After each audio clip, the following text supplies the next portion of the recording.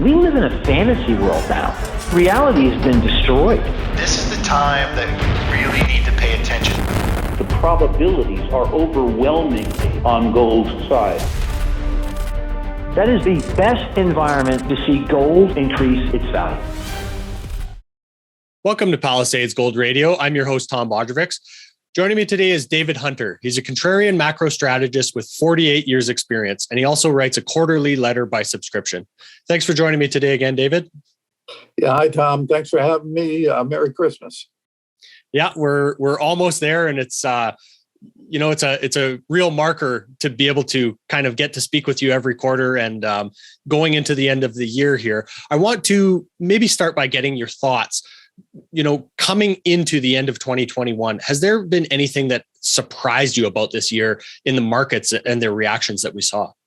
Certainly timing. I mean, I thought we could see things happen, speed up a little faster. I had coming into 2021 said we could see the top in the market by mid-year, and we're obviously not there yet. I've raised targets this year along the way, so the resiliency has been maybe a little surprising. Not that much to me, because I have said all along that the melt up, when it comes, can go higher than I expect, because certainly once you're in that parabolic, you just don't know. So it's not really surprising where we are in the market. It's more that it's kind of taken longer, and some of that is I think the supply chain has stretched things out. It slowed some things down in the summer, and that just gave us more breathing room. So now it looks like you're getting towards that later stretch where you might be 3 or 4 months away rather than 6 or 8 months away. So, but yeah, that was a little surprising, and certainly the length of time we've stayed in consolidation in the metals has been a real surprise to me and probably to everybody. But I think that's something I learned over my nearly 5 decades of doing this is markets are in charge, not you. You can kind of assume things, but sometimes they just take longer than you expect. Absolutely. And, in that lens, David, considering the traditional relationship where gold, we think, usually responds to inflation, is that the reason that you think we haven't seen it respond the way we would expect it to? No, I really would have expected it sooner. Mm-hmm. Frankly, I think some of this, you hear a lot of people blaming it on, manipulation by the central banks, manipulation by the government. I don't believe that at all. But what I do think is happening is I think the algos have a very simplistic model of what gold, what the metals are tied to, and that is interest rates. So when rates go up, the algos sell. And, as we've said many times, or at least I have, it's really real rates. And frankly, it's not so much rates as it is inflation. So real rates are obviously nominal rates, less inflation. But really, when you back it all out, it's truly inflation that drives gold and silver. So I would have expected it by now. I think algos. I'm not particularly impressed with their models or how they go about things, but they're pretty dogmatic about it. And so until we get out of that kind of mode, and that I've seen it without algos. I've seen it through many cycles that people get locked into one equation. And then all of a sudden that equation changes and everybody forgets about it. But at least for now, the algos have kind of been the ones, I think, holding things down. And if you want to talk about manipulation, there's always manipulation in markets in terms of, traders saying, hey, well, let's give it this look, and then we can take advantage of that. So, there's active market manipulation, legal manipulation, really, But in terms of manipulation by central banks, I frankly just don't think the central banks care about gold right now. Yeah, it's always, important to make that distinction of what type of manipulation we're talking about, whether it's that longer term central bank based manipulation that we're thinking about, or if it's that short-term spoofing type of manipulation, which has been proven, and there have been banks, charged with that, right? Yeah, and that's not even what I was talking about, because spoofing obviously is illegal, so that's a different story. But there's also trading desks saying, "Hey, we want to get a position, build a position in gold or silver, but we can play around with it a little bit and help the market go down some before we step in and get a better price." So traders can play games and give it a look and get investors to react to that. That's legal. I mean, that's going on forever. But spoofing is illegal, but it's only, it's really, skimming for pennies. And yet people hear the word manipulation and they go, "See, I told you, the banks are manipulating it." So.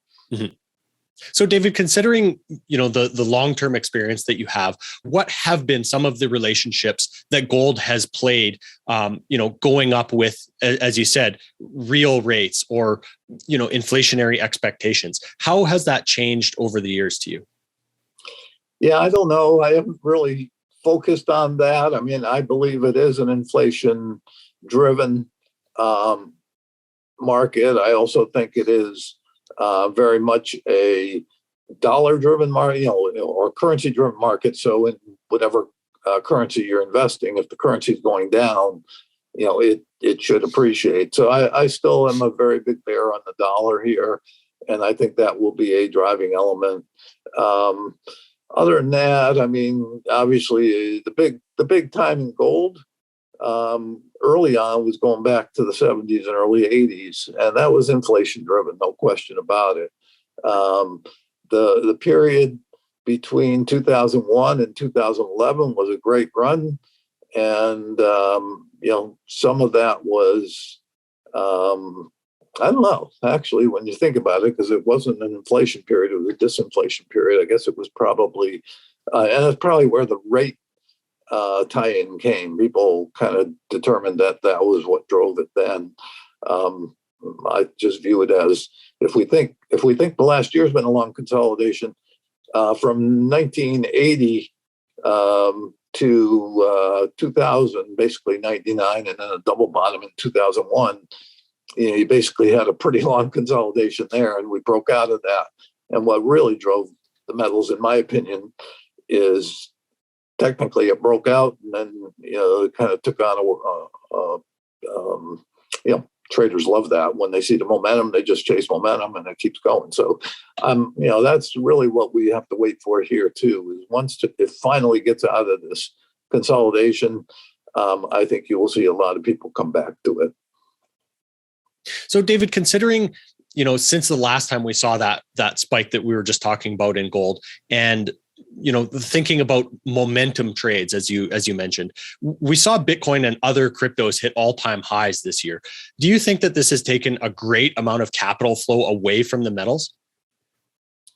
No, I mean, certainly there's probably gold investors that are moving over there, but I just think it's more. Most people, most investors, most traders want momentum, and when a market is going against you, or going, either in a flat or down type of move, I think you just generally see people move away from it, and all the rhetoric that surrounds gold and silver now that's bearish, and all the rhetoric that surrounded Bitcoin when it was, straight up and up and up and up. You hear all the predictions. If you really step back and look at what the predictions are, they're basically extrapolating the past to the future, right? I mean, that's really what it is. And those same people with no conscience, and I don't mean that in a negative way, but with no thought of what they said before, will do a complete reverse, on that position or on that view when the momentum goes the other way. It may take them a little while to pick up the momentum, but so, again, what am I talking about? I'm talking about psychology more than anything else. It's psychology that drives these markets. So, while you're in this consolidation, there's a lot of negative talk out there. A lot of people give you ever lower targets, et cetera. It's really just psychology speaking. So, we're speaking here on the morning of Tuesday, December 14th. And of course, we saw the PPI print this morning of 9.6%. So, David, I'd like to kind of go back and get your expectations for the inflationary environment going forward here. Yeah, I've had probably one of the higher forecasts in terms of inflation all through this year, and my forecast of a bust is tied to the fact that ultimately I think the Fed's going to have to, and obviously everybody has joined me now, but at the time I was saying it, a year ago or more, I said ultimately what will end this cycle will be inflation and the Fed having to respond to that inflation by tightening. And where I think my 48 years comes in handy is that I was there in the 79, 80, 81 period. And what I think people are going to be surprised at is how hard it is to put that inflation genie back in the bottle. So it's not, people kind of talk in terms of, oh yeah, the Fed tightens, then they ease as soon as they see things going the other way. It doesn't work that way. They're going to be caught between a rock and a hard place where the markets are going down, but inflation isn't. And they've got to keep on trying to get that inflation down and kind of let the market go where it may. So it won't be an easy time for Jay Powell. And I think that time is coming up fairly soon, probably second quarter, where they're going to have to begin tightening, but who knows? I mean, one thing we are seeing is, and I keep pushing back against the taper and saying taper is still easing, taper is just easing less. So people say, well, is this what you were looking for? Is this, what's going to turn the market? I said, no, this is still easing. And even in the early stages of tightening, markets can still go up and typically do still go up. So you can't jump it too soon. But I do think that we're seeing a flattening of the yield curve. So there is tightening going on. The market's doing it, not the Fed, and that may be some of the reason for the pullback this week is people are starting to see that, and maybe a little bit of the weakness today in the metals, but ultimately I think there's still room. I continue to say there's a melt up coming in the market, and I've kind of pushed my expectation for the bust out to the second half of next year. So, David, you mentioned that the Fed is going to have to, really try to fight inflation here. What tools do they really have to be able to make that happen? Do you see them as, trapped in this situation? Not at all. No, I mean, it's basically pulling money out of the system. QT is the primary one. The secondary one is what we're seeing the market do now, which is, you could even go to an inverse interest rate situation here.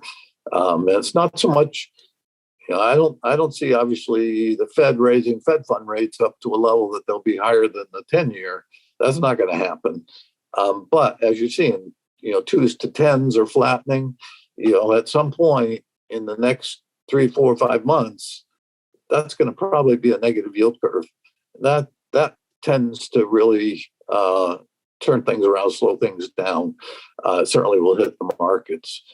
So it's both, the yield curve management, and frankly, as I've said for a while, the bond market really takes care of that. Everybody wants to know whether the Fed's going to do things. The Fed will be reacting to the bond market more than leading it. And their big role is going to be pulling money out of the system. I think if in fact CPI, PPI, and the deflator index continue to move up, they're going to feel more and more pressure to say we got to pull money off the table here. We've got to get it out of there because it's just and frankly, it's not just inflation. If you go back to the early 80s, and typically any of our economic ends or tops of an economic cycle, it's really an overheating economy that is what they're responding to. Inflation's kind of the end result of what overheating does, but it's the fact that the economy is getting heated up so much that they say we got to cool this thing down. And frankly, I've said this for a couple of years. in this cycle, I think it's going to be more about QT than it is interest rates. So considering all of the lockdowns and the economic damage that has been done over the last 2 years, is the Fed still responding to an economy that is overheated? Well, they are in terms of they're beginning to respond in terms of I think Powell's comments a couple of weeks ago when he acknowledged that this isn't just supply shortages, this isn't just supply chain issues, that this is real, and it's probably not transitory. I think along with that was an acknowledgement that, hey, we went from a 2.2%, he didn't say this, but from a 2.2% third quarter to one that now, at least the Atlanta Fed is estimating, is 9.7% for the fourth quarter. And it looks like it's, maybe picking up steam from there. So really, as that supply chain situation starts to heal a bit, particularly in housing and in autos, you've got, obviously, autos, it's chips. You've got the ability for some catch-up demand, where there's people who couldn't buy a car because the inventory was so low.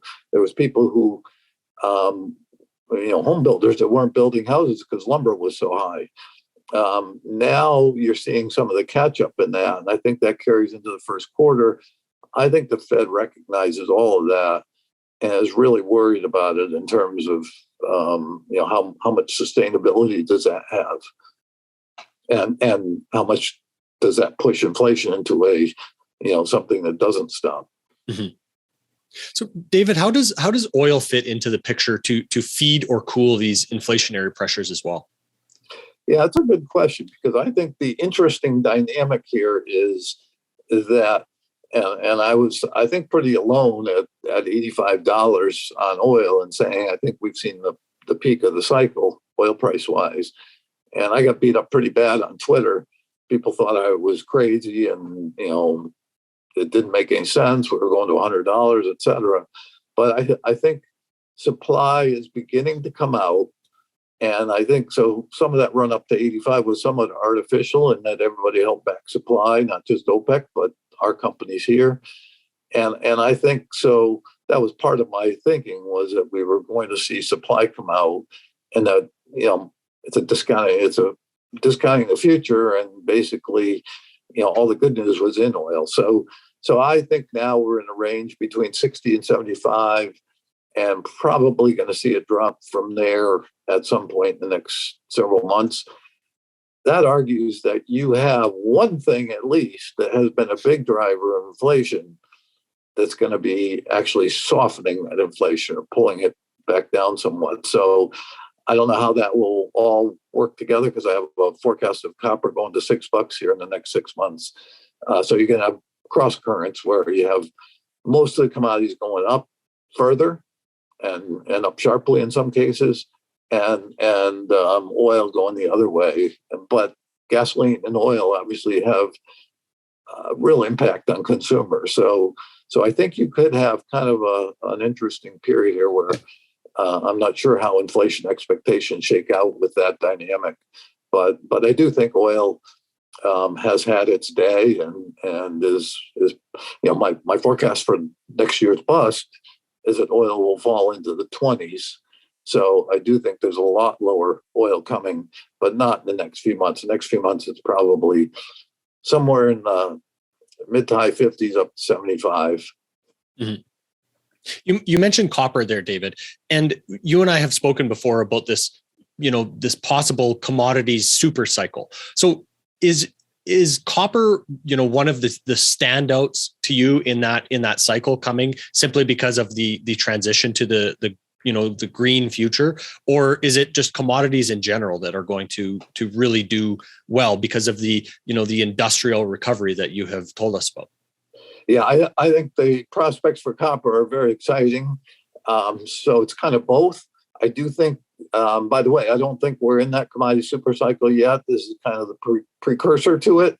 But as I say, there's a global bust coming between now and the supercycle, and I equate it to standing on the south rim of the Grand Canyon, looking across the north rim, and thinking you can walk straight across. When in fact there's this huge canyon in between. You can look at commodities now and probably for the next few months and think, oh, this is the beginning of the supercycle.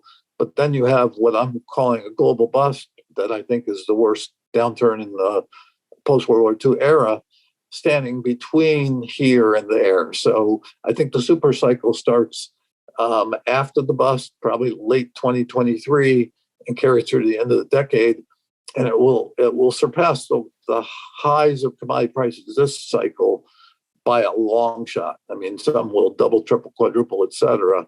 So there's a huge super cycle coming, but this is not it yet. It's kind of the precursor to it.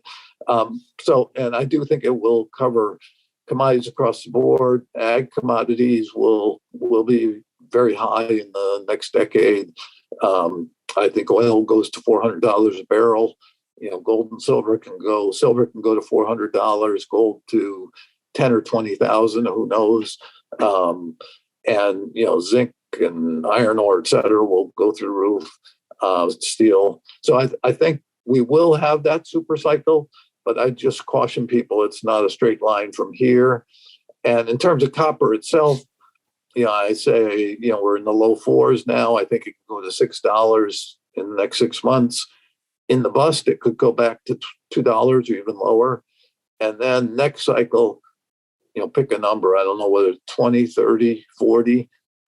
Copper's going to go straight up. So copper will get the benefit of certainly, EV and all of that. It will have demand in the industrial sector because I think the next recovery is going to be industrial. And we've always known copper to be what we call Dr. Copper because it, as we say, has a PhD in economics. It's probably the most sensitive to the economy and certainly sensitive to a industrial recovery as opposed to a consumer-led recovery. We've for 40 years had consumer-led recoveries.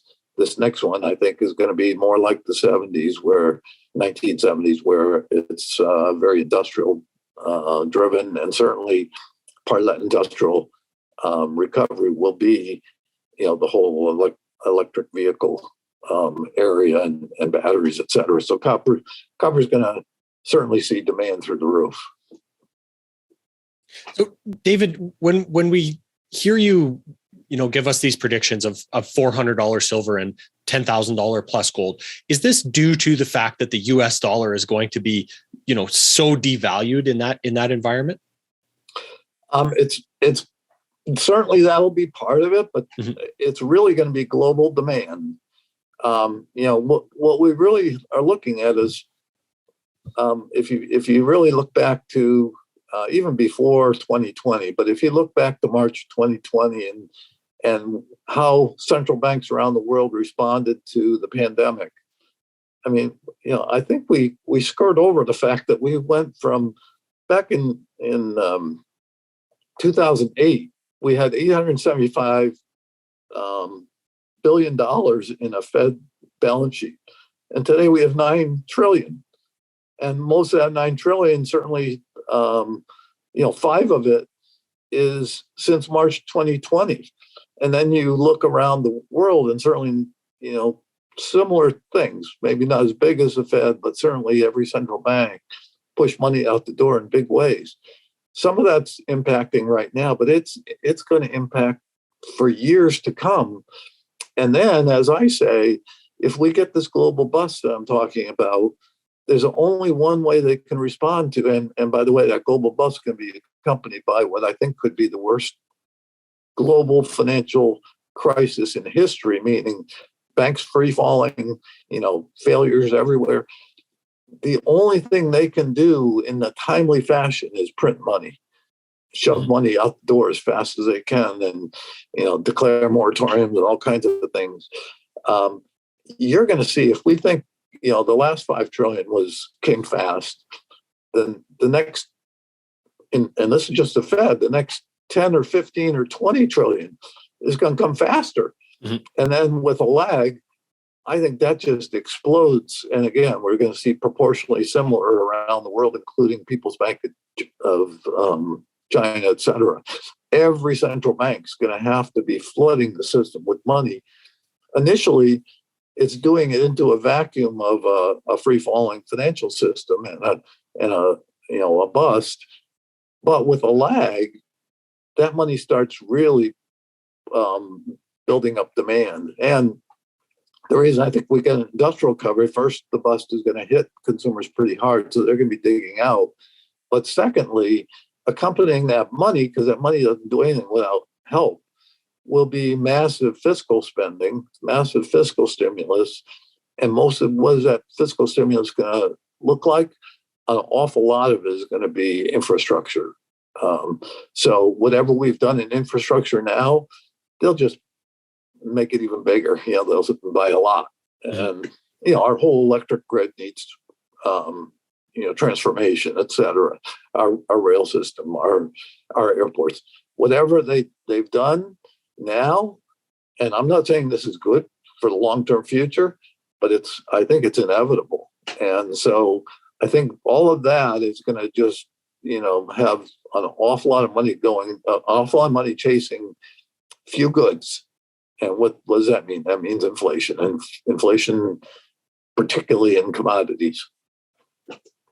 So, David, between now and then, do you see the demand for the U.S. dollar continuing to be high, regardless of the devaluation that we have seen thus far? Yeah, I'll answer it this way. My forecast is that we're going to see, and I'm probably the bear on the street, and people are skeptical of this call, but I think over the next 6 months, we could see the dollar fall to 85 from, the current 96 level, got up to 97. I think it's beginning to weaken. I think you'll see 85, and I think there's a real chance you could see 80. And, a lot of that is inflation and fears of what that's creating. And, but in the bust, I expect the dollar to get the flight to safety trade it always gets in a crisis. Mm-hmm. And so I would expect, whether it's from 80 or 85, we could see the dollar back to 120, maybe 130 or 40. I don't know. I'd say 120 is reasonable. And then that should top off the dollar for, if not forever, certainly for a long time. And I think from there, we begin a long slide through the rest of the decade that will take it ultimately down below 50. So in answer to your earlier question, that certainly will be a piece of commodity price inflation. And, if the dollar goes from 120 to 50, you can bet that that's inflationary. Mm-hmm. So talking about, different currencies and you mentioned China in there as well. If they introduced, let's say, a gold-backed central bank digital currency, does this create a scenario where that currency is more desirable to be used in trade for other countries? My whole skepticism about the reset and cryptocurrencies being a part of a reset is it just doesn't fit the timing at this point, because what are we going to need more? Why is crypto, and this isn't exactly what you're talking, but why is crypto so popular? It's popular, and who is it most popular with? It's most popular with those that buy into the Austrian school, right? And who really believe that the central banks are evil, and Federal Reserve is the reason we're in this mess, and we need something outside their control because they don't know how to manage money, et cetera, right? The problem is, if we get this global bust that I think is inevitable, there's only, as I said before, there's only one tool. If we don't use that tool, let's say the Fed got religion and said, no, we're not doing it this time. We did it. We know we know the mistakes we made before. We're not going to do it. Mm-hmm. We'll let the system cleanse itself. We'd all be living in caves. This thing would collapse unto itself. You would see a total collapse of the global financial system. Mm-hmm. The only thing that saves it or postpones a collapse is massive money. So you can't put a gold-backed currency into the system to deal with a problem that's built over the last 50 years at the time when, it would be the worst time to implement discipline if your goal is to save the system. Mm-hmm. If your goal is to start all over from whatever mess we're in, from whatever depths of despair we go into, that's a different story. But I don't think in reality I don't think any government or any central bank would stand by, even if they started with that thought, would stand by watching 80% of the people basically going starving, no food, no, nothing in the economy working, 80% unemployment rate. That's what you'd have if you just let the system collapse onto itself. Mm-hmm. So, what is crypto? It's some sort of discipline because you're not expanding it all the time, right? This is going to call for massive expansion. And again, I'm not endorsing it. I'm saying it's inevitable that, it's not realistic to think that a government would self-destruct like that. Mm-hmm. So, David, I'd like to go back to your calls here. You've said that once we see these intermediate lows, and of course we're seeing some of that today, and I'd like to kind of get to the thought about paying attention to the news every day. We'll get to that a little bit later, but you see this melt up scenario where we could see the S&P soar to 5,300 and the NASDAQ to 18,000. So do you see this being correlated with another round of stimulus or reversal on Fed policy once we see a little bit of a slide here? I don't think so, because I think it'd be expecting too much for the Fed to now just begin to speed up taper and a month later say, whoops, we goofed, we're going to start easing again. So I don't think that's part of the scenario. I really think it's driven. And by the way, I do, as you see on Twitter, I've called for the NASDAQ to fall to 14,500 to 15,000 with 14.5 likely. And the S&P probably holding 4,500, but it could, if things really got unwound, get down as low as 4,300. I think right now what I'd say is likely 4,500, which is pretty much the trend line from 2020. So from there, and I think that happens in the next week. That's the intermediate low that we're talking about. Yeah, that's just a correction of this. We had, it's really a continuation of the correction that started early this month. Mm-hmm. We had a week where, last week where it jumped right out of that. And everybody said, oh, we're off to the races. Here's your melt up. And I said, I don't think so. I think this is just a, retest. In the case of the S&P, probably a successful retest of the lows of 2 weeks ago. And in the NASDAQ, maybe a failed retest, but, not a huge fail. And then I think the melt up gets started, probably a year-end rally, just before Christmas through the end of the year. And I think January is a strong month. I looking at cross markets and looking at groups, et cetera, I think if anything, my targets are too low. So 5,300 on the S&P, 18,000 on the NASDAQ. I think it's going to be a rip-roaring final leg to a 39-year secular bull market, driven by, more than anything, the strength in the economy and the strength in commodities, et cetera. So I think, we're at highest profit margins ever. Companies are really, as much as we're talking about inflation eating into profits, et cetera, not yet. The companies have done a marvelous job of keeping margins very high, keeping costs under control where they can, et cetera. You're getting, still lots of share buybacks. So I think the first quarter is going to be a gangbusters earnings quarter, a gangbusters GDP quarter. And I think that's what drives things. And at the same time, yes, rates are moving up, but I don't think they're going to be moving up so fast that they shut that off. David, when you say that we have, some of the highest profit margins ever, how do you take into account the zombie companies or these companies like Netflix that don't actually make a profit? Is that part of what you're talking about? Well, no, I mean, I don't go micro, so I can't talk about individual companies and what they look like. But in general, corporate profit margins are, on a large scale are at the highest levels ever.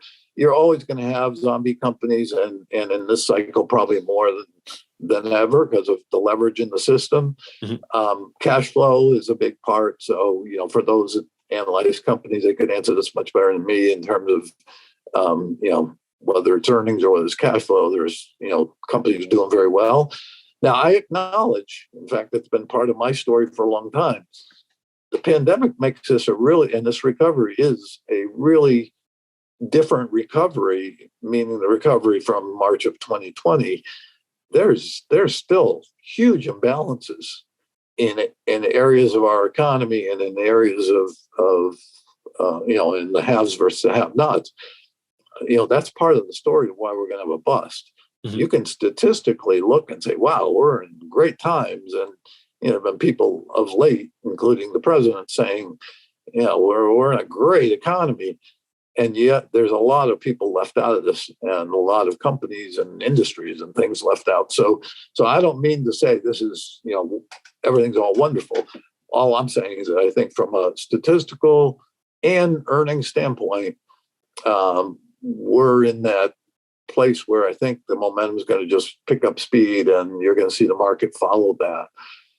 The other side of the coin, though, which is why I'm a bit unique out there, is that I probably have the most bullish forecast on the next 3 or 4 months in the market and the economy, but also probably the most bearish forecast for the next year. With that global bust being something, I mean, to say something is the worst financial crisis in history means it's going to be bigger than 2008-9, bigger than 29 in some respects, just because we're so big now. And it's global. It's not, I don't even think our banks in the US are the ones that are at risk.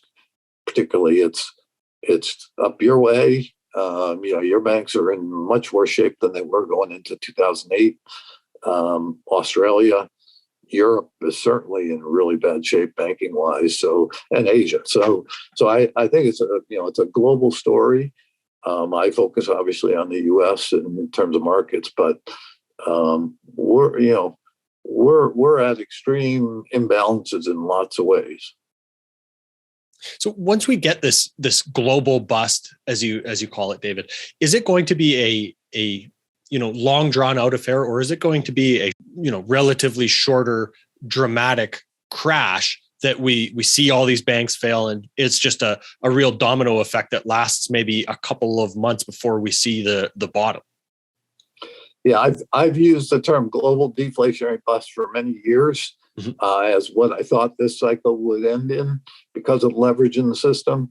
And so I kind of coined the term.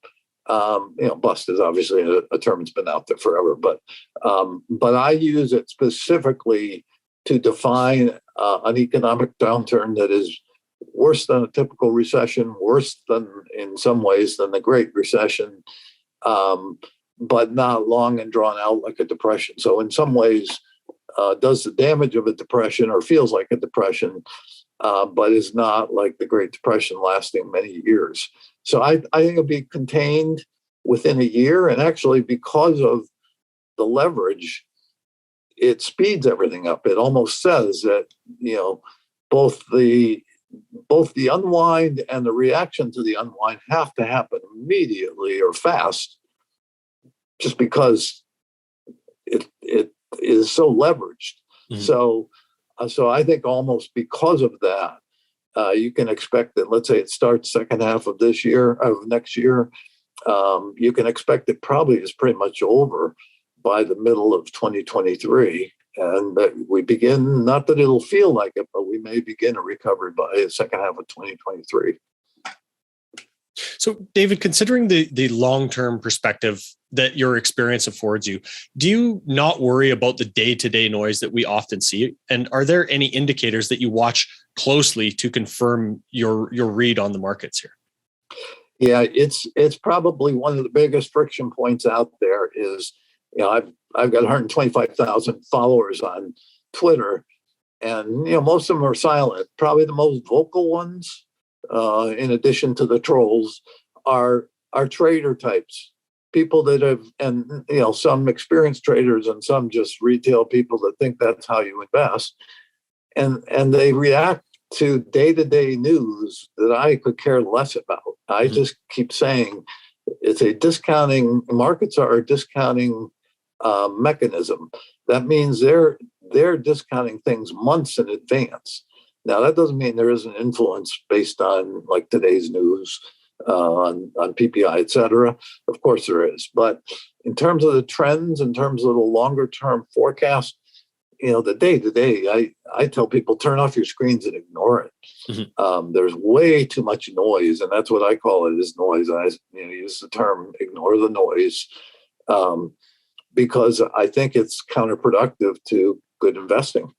And so, there's always a surprise that can come in and really turn things around and change things. But for the most part, my forecasts are, not set in stone, but they're based on longer term trends, and, the day-to-day ups and downs really don't impact them at all. When you say good investing, at this point, David, where do you see good investments? Where do those areas lie? And do those areas change as soon as we get into that second quarter of next year? Yeah, I got to be really careful because I can't provide any advice and direction. So I don't know if I can answer that. But what I will say is I do expect that the sectors that will perform in the melt-up, the groups that will perform, will include semiconductors, will include the FANGs, will include the small cap stocks. So the Russell, I have a target of 2,900 on, and there's a lot of bears out there because it broke out and then came right back in hard. But I like the small cap in terms of outperforming. I think the autos will do quite well. I think the home builders will continue to do well. I think industrials will do well. I think materials will do very well. I think airlines will do very well, and financials will do well. When you look at that list, that's a broad list. I keep hearing people talk about, this market's just being propped up by a handful of big cap growth stocks. The FANGs, Apple and Amazon and Netflix, et cetera. And I go, no, it isn't. If you look, yes, we've had a lot of stocks in consolidation for much of this year, a lot of groups, but they're not breaking down. They're just, they're consolidating the runs of 2020, and they're poised for big runs again. And so I think it's going to be a relatively broad rally. There'll be, I'm bearish on bonds, so I think utilities are going to lag. I think staples will lag, even though they're holding up right now versus a market that's down. But so there'll be groups that won't participate, as always. But I really think you're going to have, I think it's going to be more focused on cyclicals and those that have pricing power. So, the industrials and the materials, I think, are going to do exceptionally well. But I would not say that means the FANGs aren't going to do well, because I don't think rates are going to move up fast enough to shut down the phenomenal growth that some of those companies have. And I also think, again, this is controversial, I also think, the Cathie Wood's ARK ETF is likely to do quite well. So it's been massacred in the last several months, but I think it doesn't mean it's going to go on to new highs, because I don't know that. That would take a 70% move from here, but it could move up 50%. and that'd be a heck of a performance. And I'm not saying it can't go to new heights. I'm just saying that's a big run if it does do that. But I just my point is that I think we're going to have an awful lot of things working. And on the other hand, I think it's important for people to understand this is the last hurrah. This isn't the beginning of something big, because if I'm right about a meltdown, the ebullience that you're going to see among investors, both professional and retail alike, is going to be unlike anything we've seen in the last decade. You're going to see an awful lot of people saying, "Oh, this thing has legs. This thing, for whatever reason, whatever dynamics are out there." I think we're going to not hear all this talk about Fed tightening. I think people are going to be focused on there's room for this thing to run for a long time. And my point in that is don't get caught up in that, because that's the normal psychology taking you to max bullishness at the top. Of course, that's something to watch out for, that psychology of chasing that momentum, right, David? Yes, absolutely. Yeah, that you'll see it build as you go through, I think, the first quarter. Mm-hmm. I can't pretend to know. I'm always early. I expected the top this year.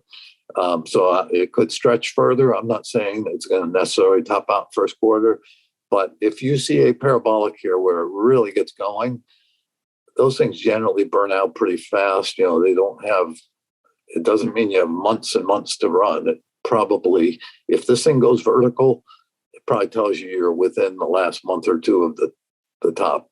Mm-hmm. David, you've said a couple times here that the Fed is really behind the curve. Of course, they're always reacting to, in some ways, old indicators, right? So I've heard you say that you see Biden reappointing Jerome Powell as Fed chair being a good move. I want to get kind of your thinking on that. Is that because of the other alternatives were more dovish? Yeah, certainly that's a big part of it. I think Lael Brainerd would have been, I don't want to say a disaster, because it is a consensus group, and the chair has power, but there's also a committee around them, but she's certainly very sympathetic to MMT and things like that. And I just think, if the Fed loses all discipline, we're in trouble.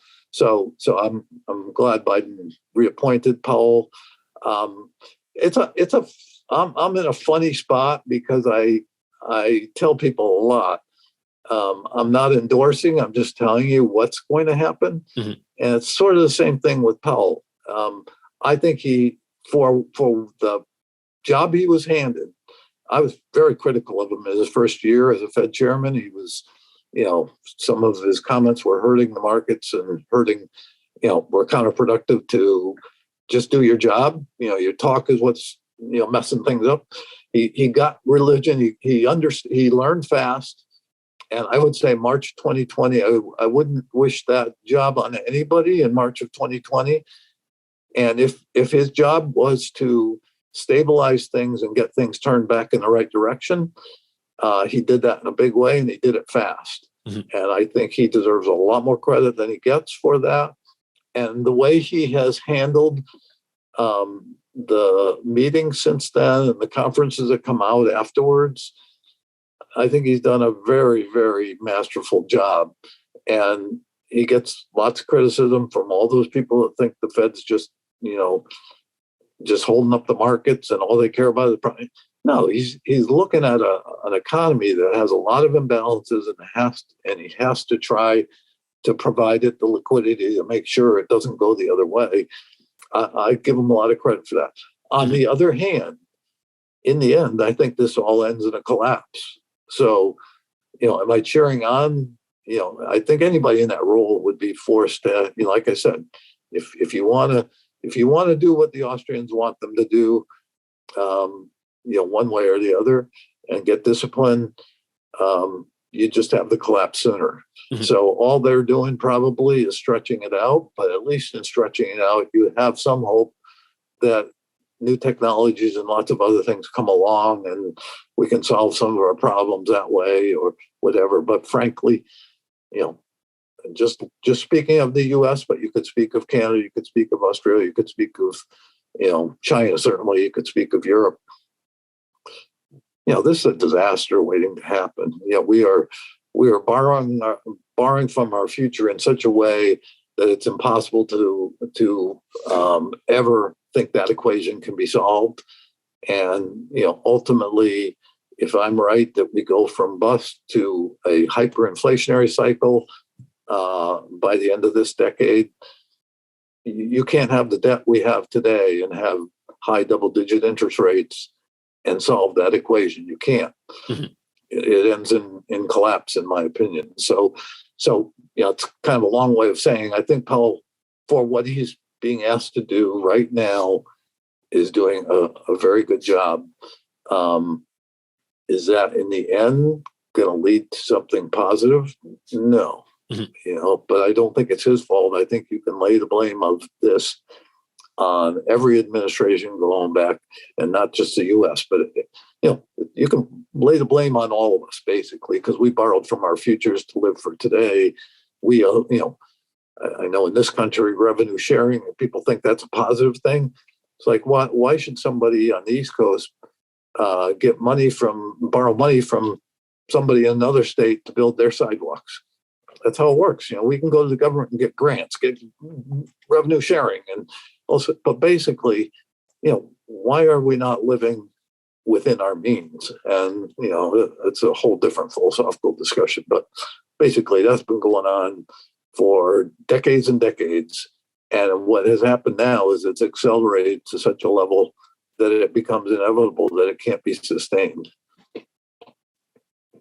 Yeah, of course, we've made the point several times of the fact that there can't really be any political appetite to, you know, pull in the reins and live within our means and not continue the trend of printing and quantitative easing that we have seen, because that is, you know, exactly the opposite of, you know, the Fed's mandate, any way of getting reelected or anything positive for the economy or the system in general, right? Yeah, it's not realistic. And when you think about it, you know, particularly all those people that want to criticize, if you were in their shoes and you saw the suffering that would have to be endured mm-hmm. for the policies you're preaching, you wouldn't be able to withstand it. You know, no truly human being would say it's okay to watch, you know, 80% of the citizens, you know, live in squander and basically be dying from starvation, et cetera. Mm-hmm. And that's what you're going to have if you allow the system to just collapse onto itself. So I'm not an endorser of what we've done, but we should have taken our medicine 30, 40 years ago, not now. I mean, now it's too late. Excellent, David. You know, illuminating conversation as always, and I appreciate getting to speak with you again. Is there anything else you'd like to add before we wrap up here? Yeah, I just want to talk about bonds for a second, because I do think I came out on Twitter last week saying it looks to me like the utility average is ready to roll over and head for at least a 10%, maybe as much as a 12% correction. That's a big correction in utilities. I mean, you don't see those move that much. So, and I'm not saying it's imminent, like the next day or two or three. And I'm also not saying it's going to happen in a couple of weeks in terms of the whole move. But I think over the course of the next 3 or 4 months, that's what I see in that. And then what that's doing is confirming to me my call on bonds, which is that we're heading. I think we've seen our move in bonds. I called the rally back to 135.40 from 175 on the 10-year. I think we've had that move, and now I think we're going to begin. We're at 145.6 today is the last I saw. I think we're beginning to move to 2.5, which is where I see it going in the next several months, next few months. And that, I think the utilities confirmed that move. So basically, you've got interest rates are going to be moving up here and moving up as a in reaction to inflation and a stronger economy, an economy that's really getting overheated. So I just would say that's, in spite of the fact that I'm so bullish on this last leg in the equities, it's going to be happening at the same time that bonds are getting hit. Mm-hmm. So that'll be interesting, I think, because this whole cycle has been about disinflation and ever lower interest rates. And now we're going to come into something that's more like what I lived through in the late 70s, early 80s, where you actually can see the stock market go up while rates are going up. Mm-hmm. Yeah, it's going to be a really interesting environment to pay attention to and to try to make sense of, right? Yeah, I'd even say 2022 could be one for the ages in terms of, if I'm right about the timing, you can have, the biggest rally in history, this last leg, and then followed by the biggest unwind since 1929, 2930. Excellent, David. Of course, we spoke a lot about your Twitter feed and where you make a lot of those calls. That's at David H. Contrarian. And you write the quarterly letter as well, right? Yeah, it's actually at Dave H. Contrarian. Mm-hmm. Not David, but Dave H. Contrarian. Okay. And then, I do have a quarterly letter. It's by subscription. There's a cost to it. So if people have any interest, just reach out to me. You can direct message me on Twitter, and I'll provide details there. Excellent, David. Thanks so much for your time today. Okay, thanks, Tom. You have a Merry Christmas. You too. This podcast is for general informational purposes only. Nothing on this podcast should be taken as investment advice. Guests on this show are not compensated for their appearance. Listeners are urged to educate themselves and make their own decisions. Do not base any investment decisions on the information contained. To view our full disclaimer, please visit our website.